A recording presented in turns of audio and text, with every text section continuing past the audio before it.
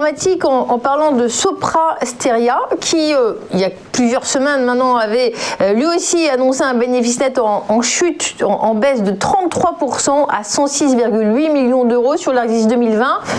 Une performance, c'était il y a quelques temps déjà, mais plus difficile à comprendre pour moi parce que l'informatique, avec le numérique, on dit qu'il y a beaucoup de potentiel. Alors comment ça se passe maintenant ?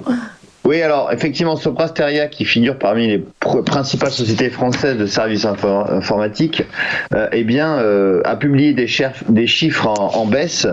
Ceci étant, on peut voir que la solidité du groupe a été assez importante parce que finalement, il faut savoir aussi que le groupe a subi une cyberattaque au mois d'octobre qui a eu un impact de 10% sur la croissance du groupe. Ceci étant, le taux de marge opérationnelle qui mesure l'activité n'a baissé que de 1%, passant de 8 à 7%. Et puis la dette nette aussi a reculé de 17%. Alors, plusieurs éléments expliquent la bonne tenue de Sopra dans l'adversité.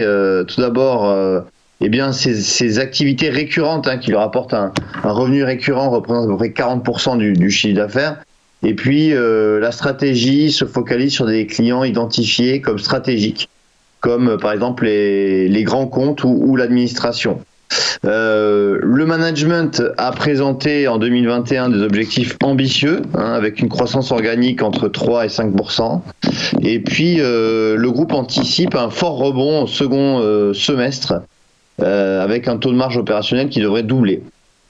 Alors, en bourse, on voit que finalement l'évolution du titre Sopra Steria est assez linéaire, puisque on a une dynamique qui est légèrement haussière, mais vraiment pas une forte tendance sur le titre.